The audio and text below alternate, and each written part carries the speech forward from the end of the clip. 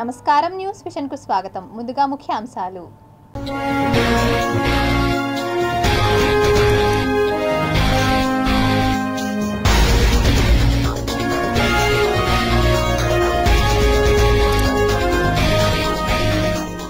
బృహస్పతిపై తుఫాను, వేగంగా ప్రచండ గాలులు, ఫోటోలు విడుదల చేసిన నాసా. రక్షణ కోసం unit highest threat level 6 bullet proof jacket రూపకల్పన, మరో ముందడుగు వేసిన DRDO శాస్త్రవేత్తలు. 21 రోజులు 22 జిల్లాలు 15 భారీ బహిరంగ సభతో ముగిసిన మేమంతా సిద్ధం బస్ యాత్ర. రేపు పులివెందులలో ఎమ్మెల్యే అభ్యర్థిగా నామినేషన్ దాఖలు చేయనున్న వైఎస్ జగన్మోహన్ రెడ్డి. మండు వేసవిలోనూ టీటీడీ చైర్మన్ ఎమ్మెల్యే భూమన ప్రచారం. అభివృద్ధికి అహర్నిశలు కృషి చేస్తున్న అభినయ్ను ఆశీర్వదించాలన్న కరుణాకర్ రెడ్డి. కుళ్ళిన పళ్లతో ఫ్రూట్ జ్యూస్, తనిఖీలు చేయని ఆరోగ్య శాఖ అధికారులు. మూలన పడ్డ ఈ-బైక్స్, పట్టించుకోని తిరుపతి నగరపాలక సంస్థ అధికార గణం.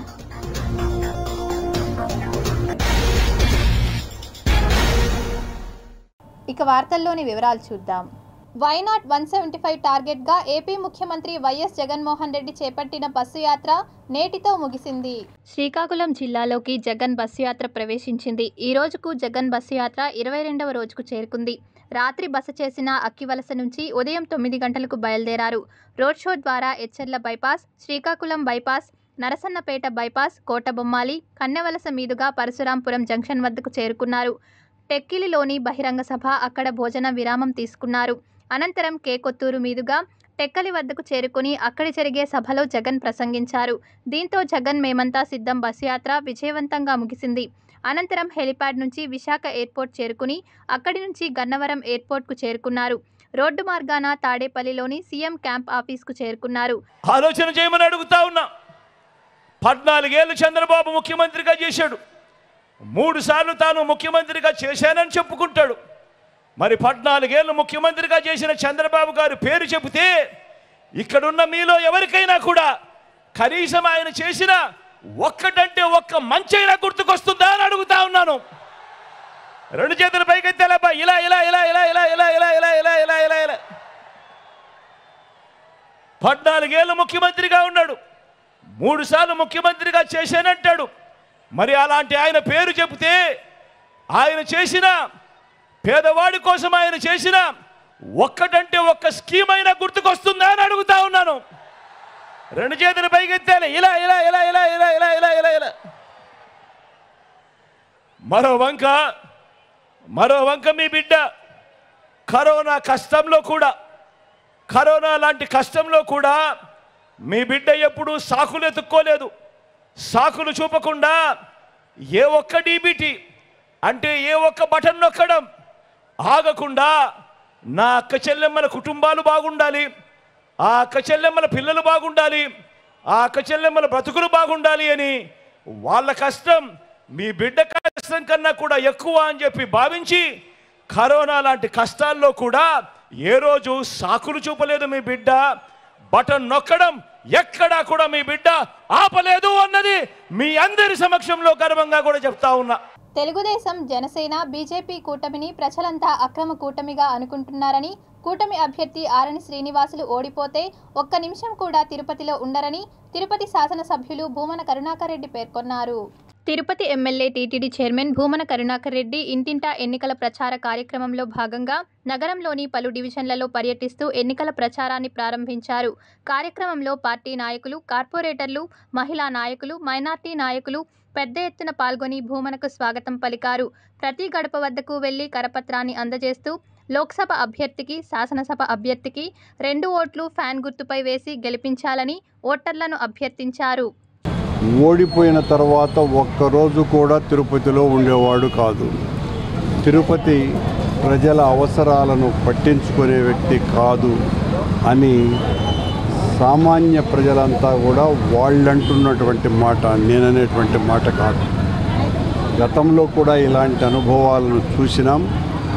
ఇప్పుడు మరింతగా మరో అనుభవాన్ని చూసుకునేటువంటి పరిస్థితి మాకు లేదు, ఇలాంటి వాళ్ళని గెలిపిస్తే అనేటువంటి భావనలో ప్రజలు ఉన్నారు. జగన్మోహన్ రెడ్డి గారు చేసినటువంటి మంచి పనులే మా అభ్యర్థులకు శ్రీరామ రక్ష.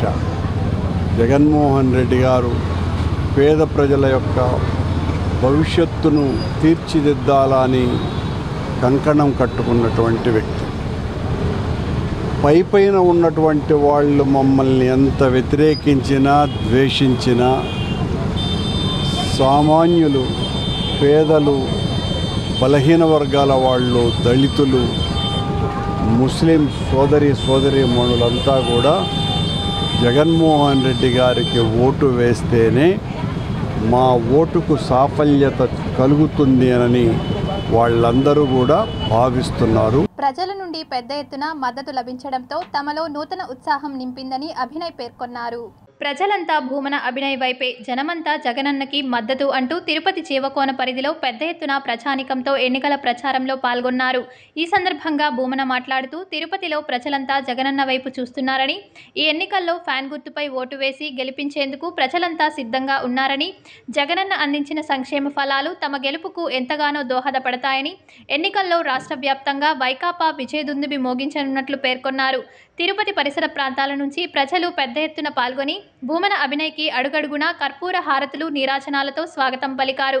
రాష్ట్రంలో జగన్మోహన్ రెడ్డి చేస్తున్న పాలన పట్ల, తిరుపతిలో అభివృద్ధి చేసిన అభినయ్కి ఆకర్షితులై ఇతర పార్టీల నుండి యువకులు సైతం వైకాపాలో చేరి భూమన అభినయ్ రెడ్డి వారికి పార్టీ కండువా కప్పి స్వాగతం పలికారు. అనేక సంవత్సరాలుగా జీవకోనలో కనీస మౌలిక సదుపాయాలు లేక తీవ్ర ఇబ్బందులు పడే వాటిని గుర్తించిన జగనన్న ప్రభుత్వం వచ్చిన తక్కువ సమయంలోనే జీవకోనను పెద్ద ఎత్తున అభివృద్ధి చేసి చూపగలిగామని, నూతన రోడ్లు, వీధి దీపాలు, యూడీఎస్ ఇటువంటి అనేక సదుపాయాలను కల్పించి ఓటు అడిగేందుకు మీ ఇంటి బిడ్డగా మీ ముందుకు వచ్చానని, ఎన్నికల్లో తన అభ్యర్థిత్వాన్ని బలపరిచి ఫ్యాన్ గుర్తుపై ఓటేసి గెలిపించాలని ఓటర్లను అభ్యర్థించారు. ఇంత పెద్ద ఎత్తున ప్రజల నుండి తనకు మద్దతు లభించడం తాను చేసిన అభివృద్ధికి నిదర్శనమని, అభివృద్ధి ఇంతటితో ఆగదని, తనను శాసనసభ్యుడిగా గెలిపిస్తే తిరుపతిని మహానగరంతో పోటీ పడేలా చేస్తానని, యువకులు సైతం నగరాలకు వెళ్లకుండా తిరుపతిలోనే ఐటీ హబ్ ఏర్పాటుకు కృషి చేస్తానని, క్రైమ్ ఫ్రీ సిటీగా, పరిశుభ్రతలో తిరుపతి దేశంతోనే పోటీ పడేలా అభివృద్ధి చేసి చూపించడమే తన బాధ్యత అని ఓటర్లకు హామీ ఇచ్చారు. ఈ ఎన్నికల్లో గంట వ్యవధి కేటాయించి ఓటు వేస్తే 5 సంవత్సరాలు మీ ఇంట్లో బిడ్డవలే పనిచేస్తానని, ఏ పని కావాలన్నా కొద్ది రోజుల్లోనే చేసి చూపించగలుగుతానని పేర్కొన్నారు. వైఎస్ జగన్మోహన్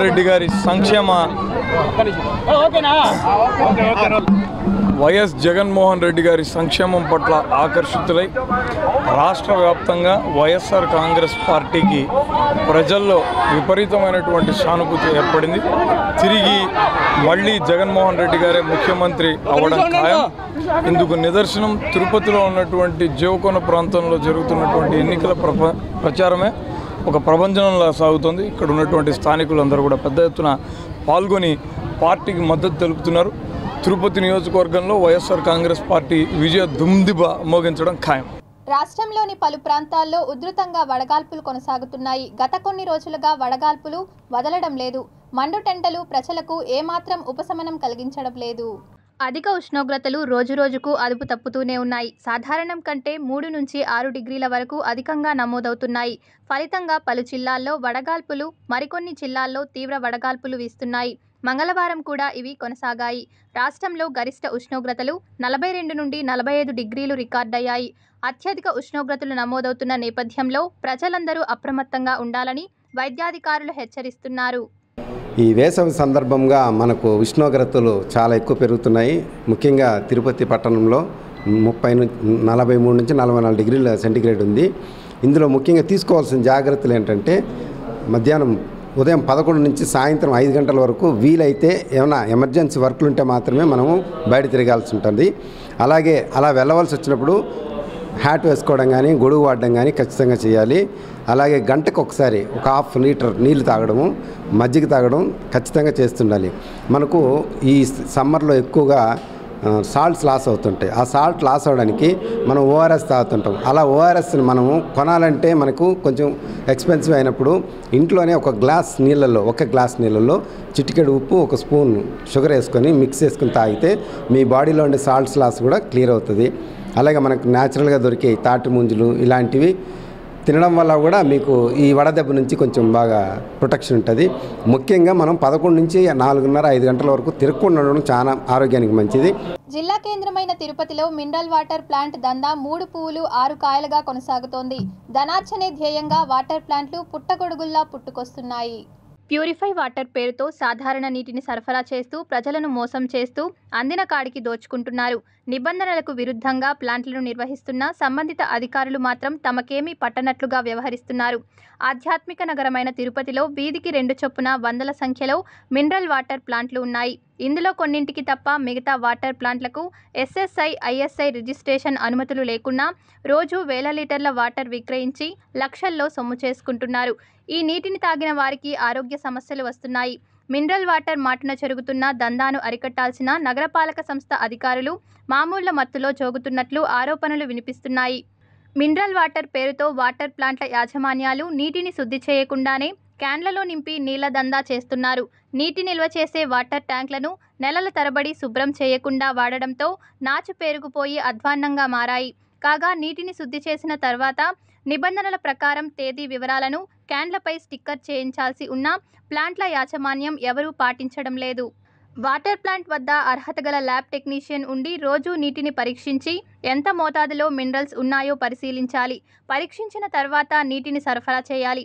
కానీ ఇవేమీ లేకుండా కొందరు అపరిశుభ్రమైన నల్లాల ద్వారా వచ్చే నీటిలో రుచికరమైన కెమికల్స్ కలిపి నీళ్లు సరఫరా చేస్తూ ప్రజల ఆరోగ్యంతో చెలగాటమాడుతున్నారు.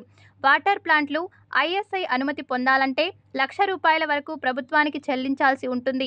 ప్రతి నెల పర్యవేక్షణ కొరకు 10,000, సంవత్సరానికి ఒక్కసారి రెన్యువల్ కోసం 50,000 వరకు రాష్ట్ర ప్రభుత్వానికి చెల్లించాల్సి ఉంటుంది.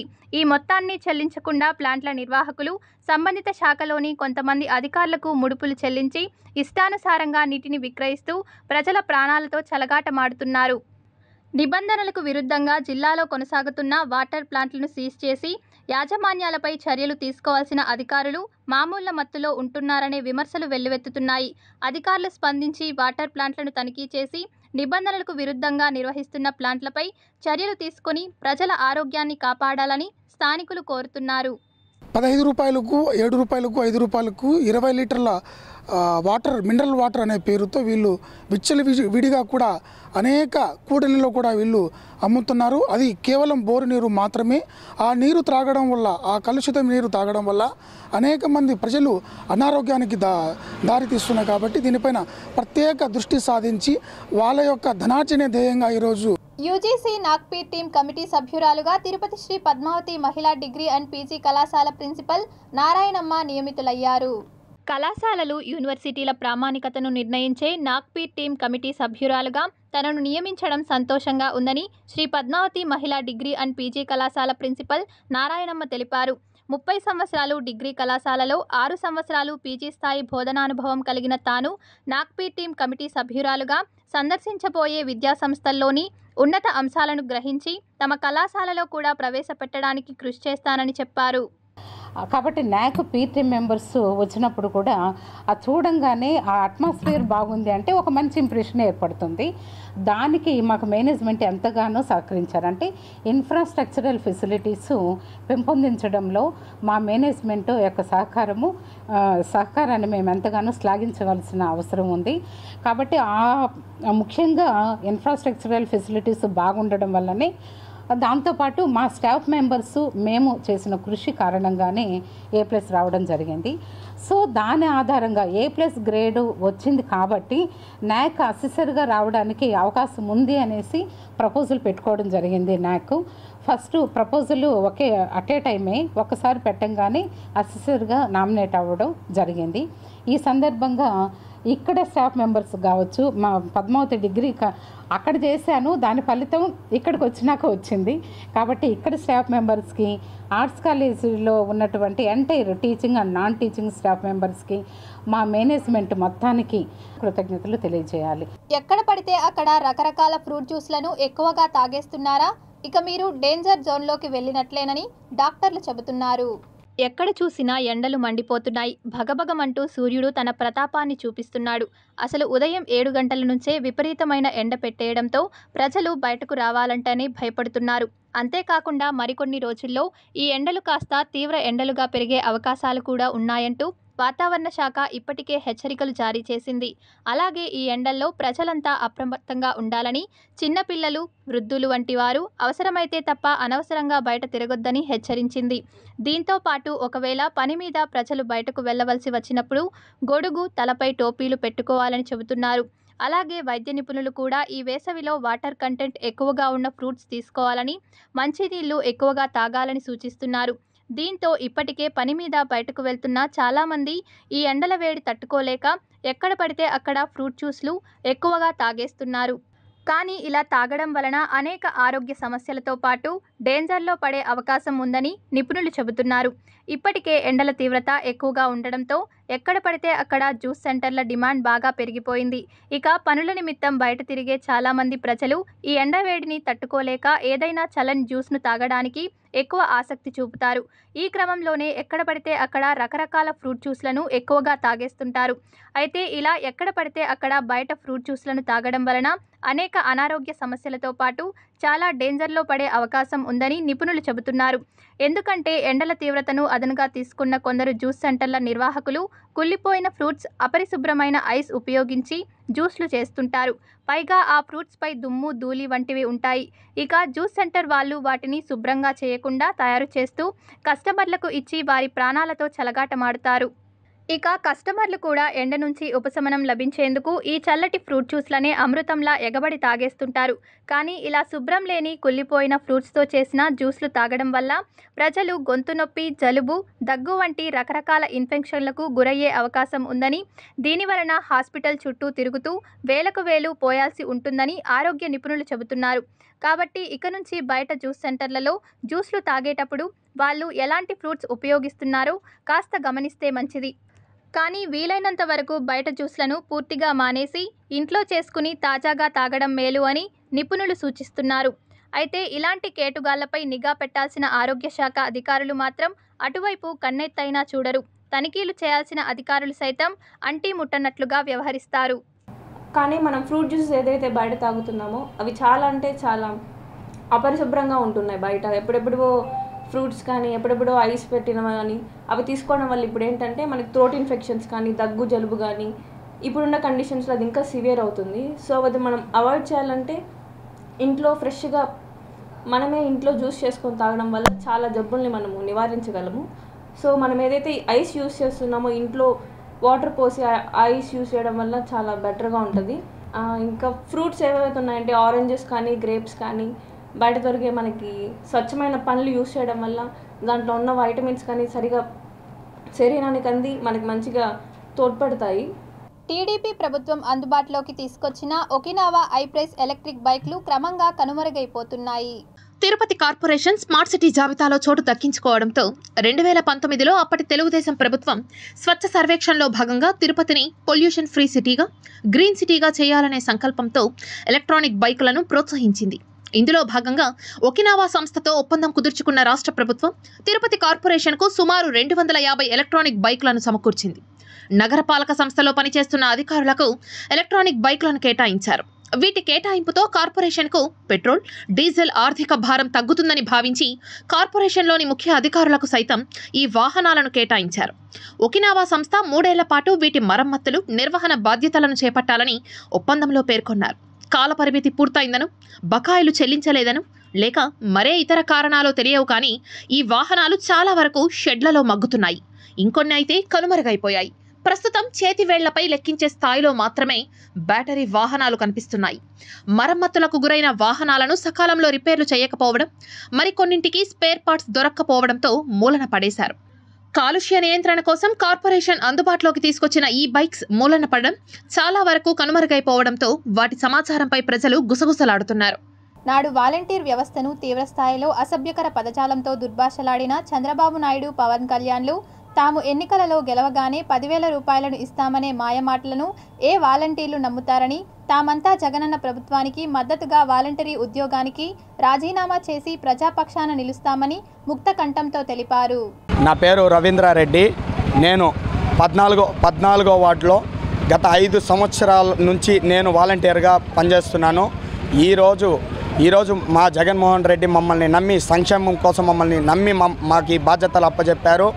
ఈరోజు ఆయన ఇచ్చిన 5,000 ప్రతి నెల ఆయన ఇచ్చిన ఈ 5 సంవత్సరాలు మేము తీసుకున్నాము. ఆయనకి ఈరోజు ఆయన కోసం మేము ఈరోజు రాజీనామా చేసి ఆయన కోసం ఆయన గెలుపు కోసం మేము మా కృషి 100% మేము చేస్తాము.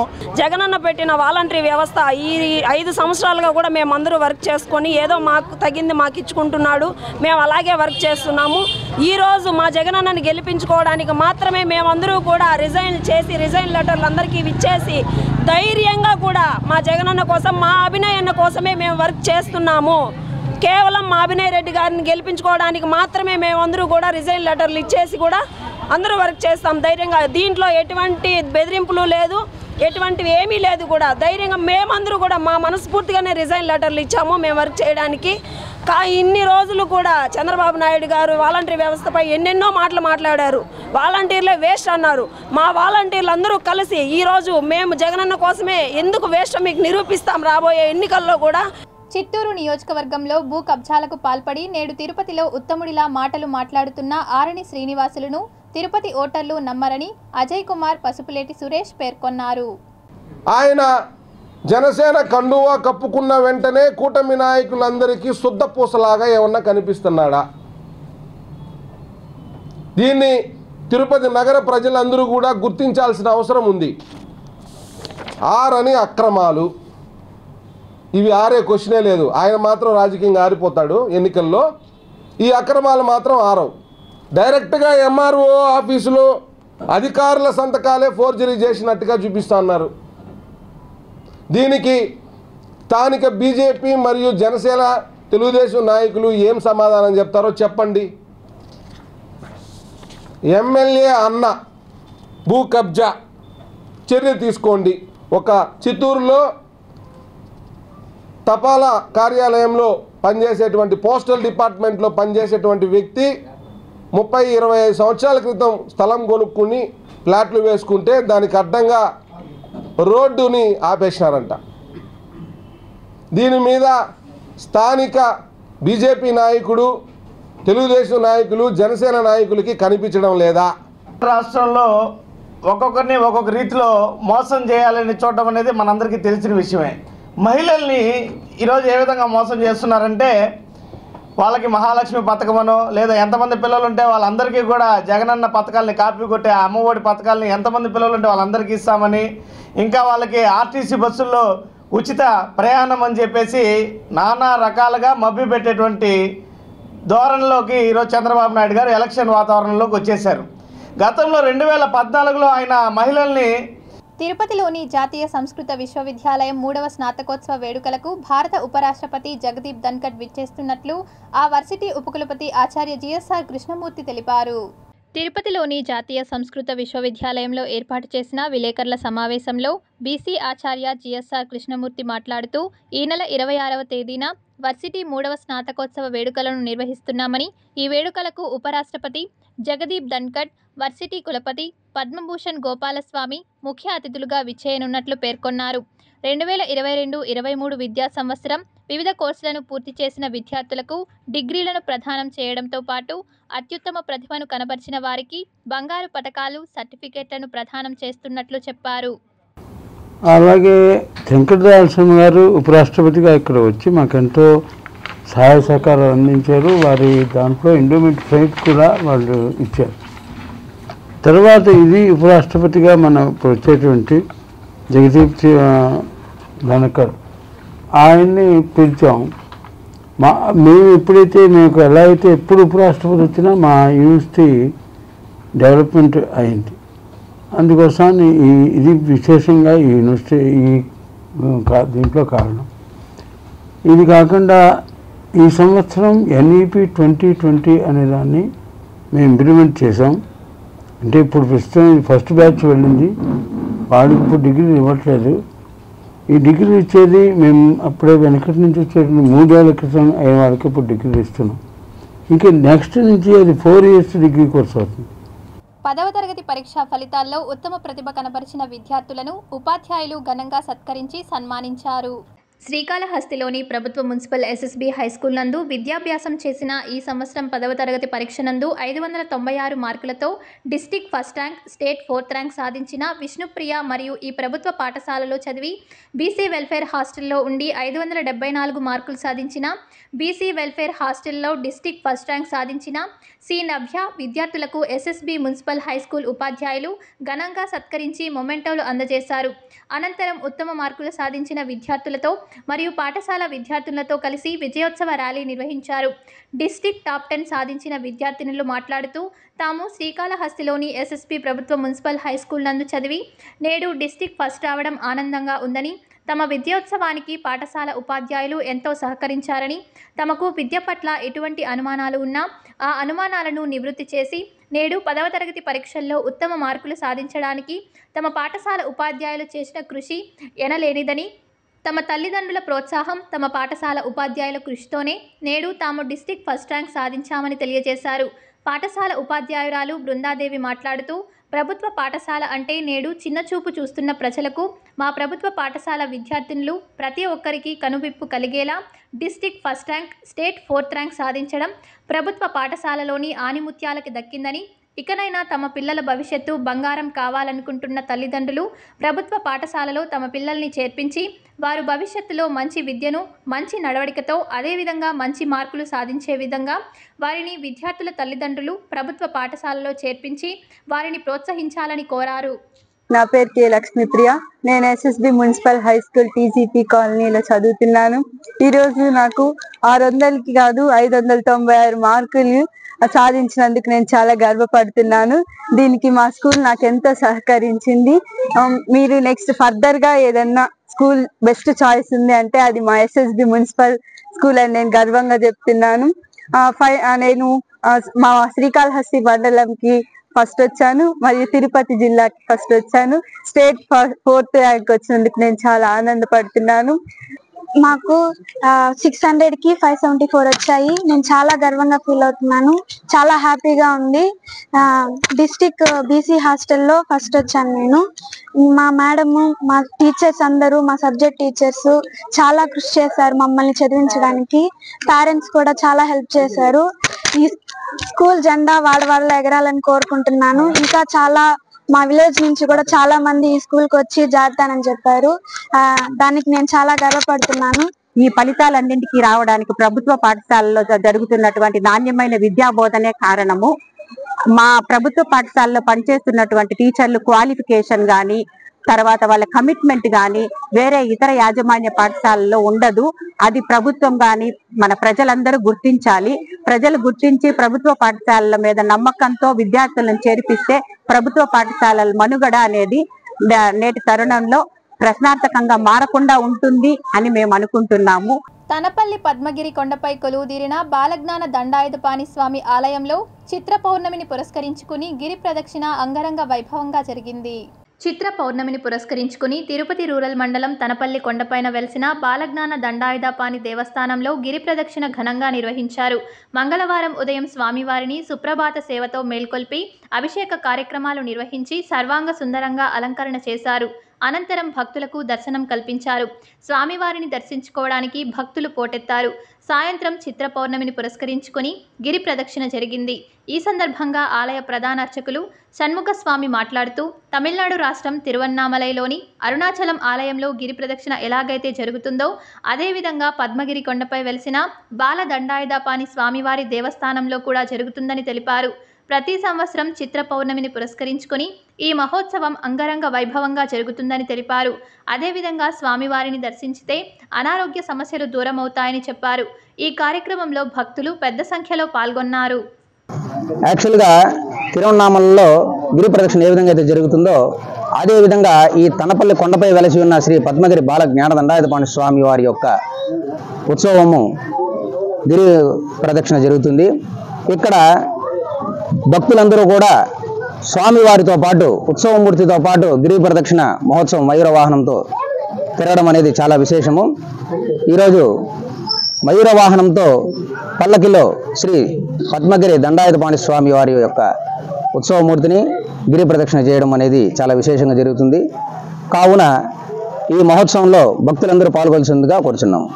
గణపతి స్వామి వారు 6 సంవత్సరాలుగా శ్రీ సుబ్రహ్మణ్య స్వామిని ఉపాసన చేసి తపస్సు చేసి ఇక్కడ సిద్ధి పొంది తర్వాత ఇక్కడ సుబ్రహ్మణ్య స్వామి వారిని దండాయుధపాణి స్వామి రూపంలో స్థాపించడం జరిగింది. Tirupati gold jewellery and silver merchants association సమాచారం మేరకు తిరుపతి లోకల్ బులియన్ మార్కెట్లో బంగారం వెండి ధరలు ఇలా ఉంటాయి. 24 క్యారెట్ల అపరంచి బంగారం 10 గ్రాముల ధర 74,210 రూపాయలు. 22 క్యారెట్ల బంగారం 1 గ్రాము ధర 6,628 రూపాయలు. వెండి 1 కేజీ ధర 83,100 రూపాయలు. రిటైల్ వెండి 1 గ్రాము ధర 85 రూపాయల 10 పైసలుగా ఉంటుంది. వార్తలు ముగించే ముందు ముఖ్యాంశాలు మరోసారి.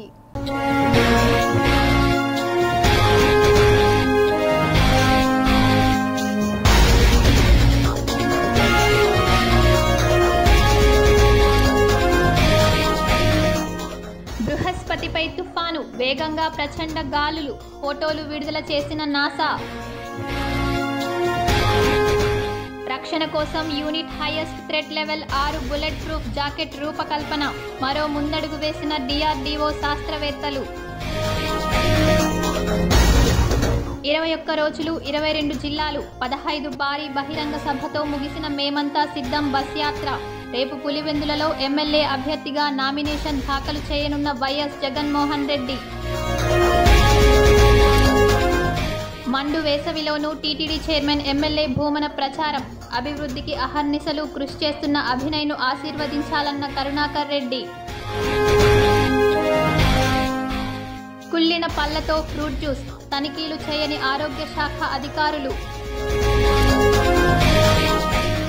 మూలన పడ్డ ఈ-బైక్స్, పట్టించుకోని తిరుపతి నగరపాలక సంస్థ అధికార గణం.